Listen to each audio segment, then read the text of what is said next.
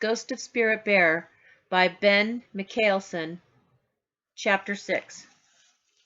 Cole welcomed the last bell on Friday, the end of his first week back in school. On the island, time had passed with the changing of light and weather. Now it changed with a clock, a calendar, and bells that marked the painfully slow passing of each school day. Peter met Cole on the front steps. "I've decided to find the homeless guy and give him back his carving," he announced. "Want to go along?" Cole hesitated. "You're scared of him, aren't you?" "After seeing him swinging his knife at the police, I'm not excited about going anywhere near him." Peter held up the unfinished bear head. "I want to keep this, but it's not mine." He held out a second carved head, the same size but not as lifelike. "I carved this to give him." "Why?" Peter shrugged. "To show him we're okay. We scare him as much as he scares us." "I'll help you look, but what if he's dangerous?" "And what if you're still dangerous?" Peter asked. After wandering the streets for almost an hour, Cole suggested, "Maybe we can go to the abandoned building and leave the carving in his cart." "Okay.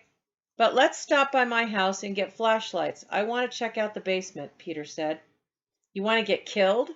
Peter grinned. Half an hour later, Cole and Peter slipped quietly past the broken doors into the abandoned building. They found the cart of junk had disappeared from under the stairwell. Quietly, they tiptoed to the head of the stairs that led down into the darkened basement. "Hello," Peter called out hesitantly. "Anybody down there?" Cole hollered. Hearing no sound, they snapped on the flashlight and started down the steps. A moldy odor filled the air. "It's probably rotting bodies," Peter whispered. Cole gave Peter a poke. "Knock it off. You're giving me the creeps." He shined his light slowly in a circle. The large room was nearly 30 feet across with cobwebs hanging from the ceiling. An old mattress had been placed in one corner. It was covered neatly with a ragged blanket. A big cardboard box served as a table. Suddenly, footsteps sounded on the floor overhead. Both boys snapped off their flashlights and held their breaths. The footsteps stopped. "Let's get out of here," Cole whispered, bounding up the stairs. Peter followed on his heels. Emerging at the top of the steps, they stopped cold in their tracks. Barely 20 feet away, the old homeless man stood, crouched as if he were warding off an attack. A deep growl sounded in his throat. "We're just here to bring this back," Peter stammered, holding out the bear carving. He bent down and placed the carving on the floor. We found it the day the police arrested you." His voice shook as he laid his own carving beside the first. "That's for you, too." Not waiting for a reply, Cole and Peter backed between the broken front doors and then turned and ran, bumping into each other as they escaped. Not until they were well away from the building did they stop to look back. The old man was standing in the doorway watching them with curious eyes. "That's not how the spirit bear used to watch us," Peter said. Then he turned and kept running. Saturday morning, Cole helped his mother carry in potted plants she'd bought at the nursery. Then he headed to the mall to see if Peter was around. It didn't matter what Peter's parents agreed to in the circle. They still didn't want Peter near him. Cole decided to enjoy the warm fall day while he waited for Peter. He sat on the grass near the main entrance listening to the hectic sounds of the city: horns, car engines, sirens, and kids shouting. While he waited, he closed his eyes and relaxed. A breeze carried mist from a nearby sprinkler onto his face, and Cole imagined a waterfall crashing over rocks into a deep, cold pool. Other sounds gradually melted together and softened. Cole breathed in deeply, enjoying the pungent smell of fresh-cut grass. He and Peter had become invisible on the island when they learned to be quiet and blend in with all that surrounded them. The wind, the rain, all living things were part of something bigger, part of the circle, sitting on the grass. Cole felt important for being a part of something that was so big and so wonderful. At the same time, he felt insignificant, smaller than a speck of dust in the universe. Cole heard a mother drag a screaming child from the mall and imagined a screaming osprey diving on a fish. The honking of a horn became the hooting of an owl on a dark night.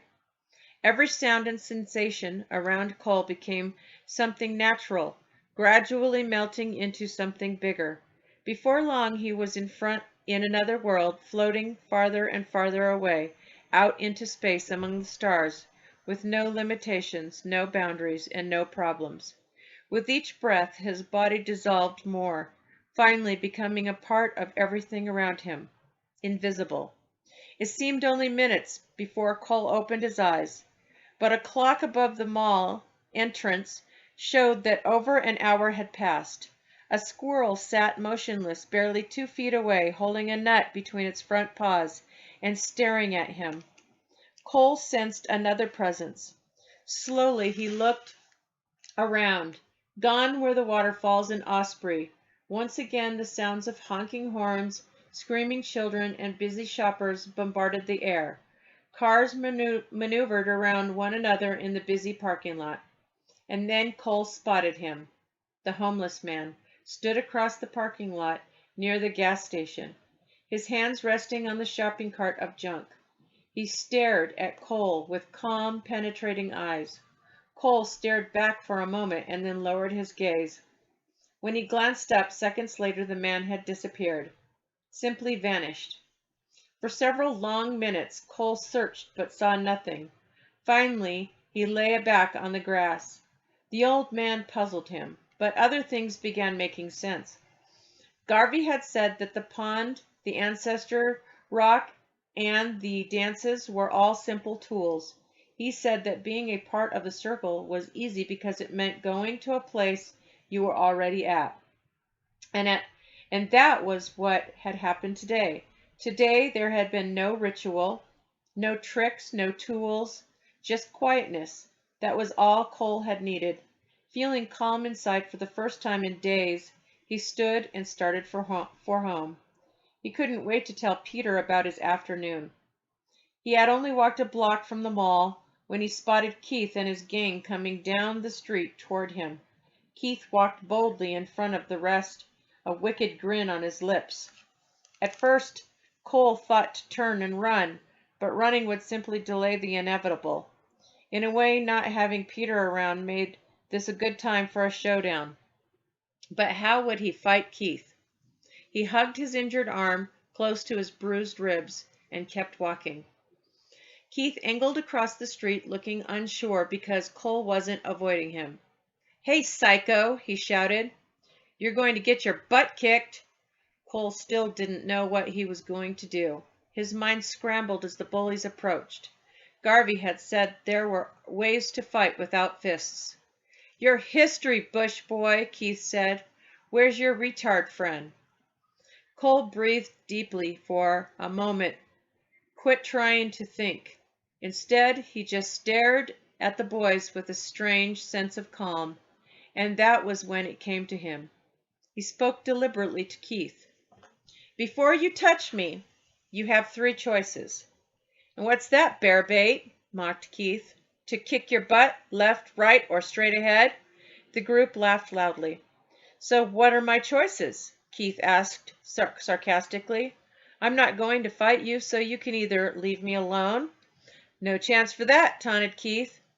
"Try again," Cole continued calmly. "Or beat me up." "That's a good plan," Keith said. "I like that one," Cole nodded. "Of course, if you choose that one, I will file charges." "You squeal on us, we'll kill you," Keith said. "What's my third choice?" "You just said it. Kill me." Cole met Keith's stare with his own. "Those are your only choices today. Either leave me alone, beat me up, and I file charges, or," Cole paused for effect, "or kill me." Keith's laugh sounded weaker. "I'm serious," Cole said. "So, what's it going to be? I'm not afraid of you." You think we're afraid of you reporting us? Keith said. Yes, you're scared stiff. And if you do kill me, one of you will rat out the rest, and you will all spend the rest of your lives behind bars. It won't be with other cheap punks. It'll be with real killers and rapists. So, what are you going to do? You sure talk tough, said Keith, punching Cole hard in the gut. I'm tired of your talk, Motormouth. Now I'm filing charges against you, Cole gasped, and then turned to the others. Who else wants charges filed? Oh, we're really afraid of you, Keith taunted, giving Cole a hard shove that sent him stumbling backward. Keith looked back at his friends. What's wrong? You guys afraid of this loser?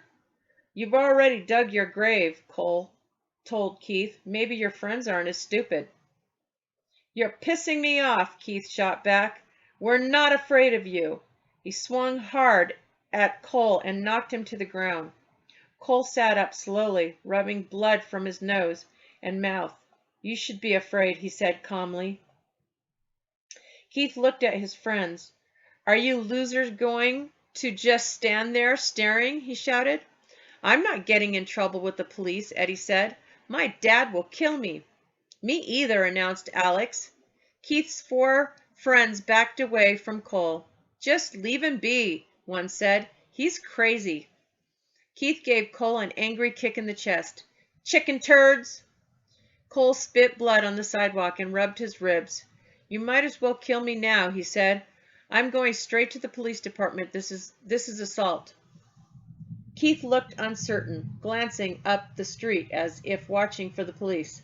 Hey, look, can't you take a joke? He said suddenly. Cole stood and pointed at the sidewalk. If this blood is a joke, I'm not laughing. Unless you plan to kill me, I'm headed to the police station. Cole turned and started walking. You squealer! You rat! Keith shouted after him. I'll tell everyone at school you ratted on me. Cole kept walking. Cole's mother gasped, holding her hand over her mouth when he entered the house with a bloody face and torn clothes. What happened? She cried. Cole told how he'd been beaten up by Keith. I'm filing charges, he announced. Will you go with me? Okay, she said, grabbing a wet washcloth, but let's wipe that blood off your face first. Cole pushed her hand away. I want the police to see what Keith did. When they arrived at the police station, Cole's mother helped to file the report and press charges. The officer on duty took pictures of Cole's face and chest. Afterward, Cole wanted to stop by Garvey's. Can't that wait? His mother asked. No, I want him to see what happened, too. He'll be proud I didn't fight back with fists. 15 minutes later, they pulled into the drive of Garvey's small home near the interstate. Garvey was working in the yard, but threw down his rake when Cole climbed from the car, holding his ribs, blood still smeared on his cheeks. What the devil happened to you? Garvey exclaimed, running over. As Cole explained, Garvey examined his face and bruised ribs. Did Keith do all this to you? Cole nodded. I told him he'd better kill me 'cause I was pressing charges, and I did. We just came from the police station. That'll teach him to mess with me. Garvey let out a shallow breath. He'll leave you alone now only because he's afraid of you. Good, Cole said, 'cause I had no other choice. You always have other choices, Garvey said. How would you have kept from getting beat up? Cole shot back, frustrated. And don't say I'll figure it out. Garvey shrugged. Some days are just bad days. When bullies corner you, you're having a bad day. Not much you can do about changing that. He shook his head slowly. What's important is if you behave in a way that preserves your dignity and helps make tomorrow better. I did that, Cole snapped, feeling his smoldering anger grow. Garvey closed his eyes and rubbed his forehead as if he had a headache. Filing charges used the same tool the bullies used, fear. Cole threw his hands in the air. Nothing I do will ever satisfy you. I'm not supposed to fight with my fists. Miss Kennedy didn't like us using the cell phone. Sitting down didn't help. Now I'm not supposed to use my head. Nobody has the right to do this to you. Nobody. Cole. It's okay that you file charges. All I'm saying is that you have other choices. There are times you fight with your fists. That's called violence. There are times when you lie down. That's called pacifism. What you guys did with the cell phone worked, but that was trickery. And sometimes, like today, you fought with a threat. That's fear. But there are other choices. Like what, Cole? Could feel his anger taking over. You're just messing with my head. Garvey reached out and tapped Cole's chest. Try fighting with your heart sometime. Cole pushed Garvey's hand away. What? Send Keith flowers? Give him a kiss? Garvey winked. You'll figure it out, he said. You talk big, Cole shouted. He clenched his fists, wishing he could knock the smug look off Garvey's face. You don't have any more answers than me. Why don't you try and... Cole's mother grabbed his arm. It's time for us to leave now, she said, tugging him forcefully toward the car. Cole pulled away. I'm okay, he said, trying to shake off his anger. Glancing back, he saw disappointment in Garvey's eyes.